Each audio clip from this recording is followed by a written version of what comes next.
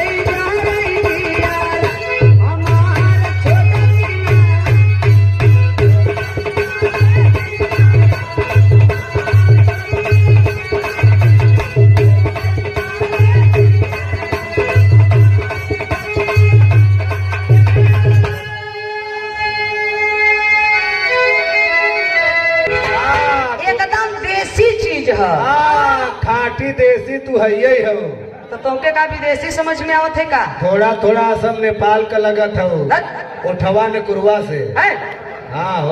अच्छा गीत के लाइन में कर ओरिजिनल का बा एकदम देसी गांव वाली गीत है विदाई गीत बा सावन के महीना में कोनो भाई गैल बा अपने बहन का विदाई करावे बदे। अच्छा तो जब रिश्तेदार पहले ही आवल रसेदार तो के अगल बगल के आदमी सहेज देता भैया हमरे के रिश्तेदार आवत है और चला आया बोला ही बतिया ही बदे है का तो लोग रजिस्टर कर जाते नहीं बोला तो उठा के फेंक दे नीचे वहां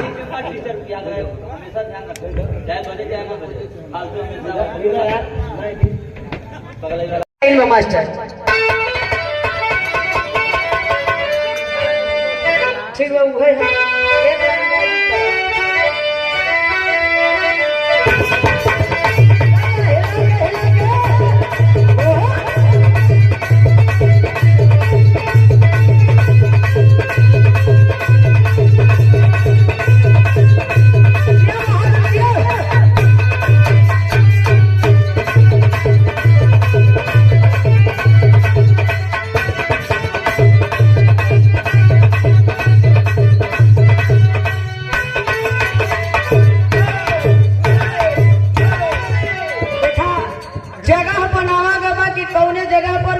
चीज कहाँ अच्छा लागत पर्दा लगाए कि मास्टर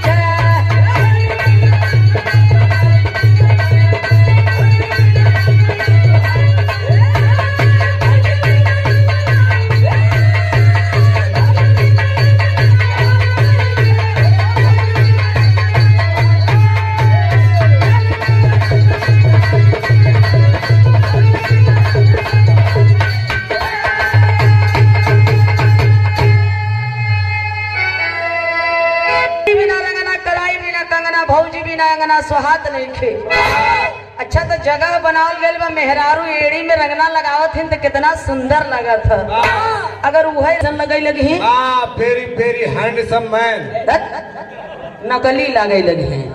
भौजी बिना अंगना सुहात नहीं खे। हाँ। जौने देवर के पास भौजाई नहीं है भैया, वो दर्द वो देवर के दिल से पूछा। हाँ हाई मुरचाहवा से मिले 1 महीना किराए पे ले लेते, इसी दिन मुरचान चला जाता, सकल सूरत देख लिया। दूसरी लाइन में कहना बा भैया, हेलो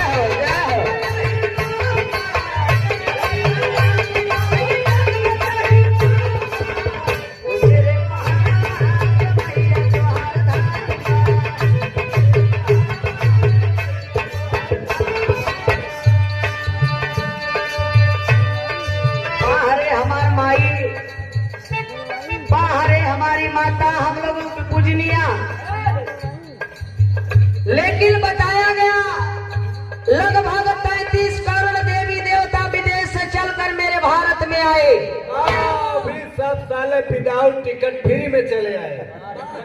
इन विदेशियों ने जब हमारे भारत में आए, पूरे भारत में घूम घूम करके इन मूल निवासियों को कहा, अरे भारतवासियों मूल निवासियों, तुम लोग मिल करके हम विदेशियों को देवी और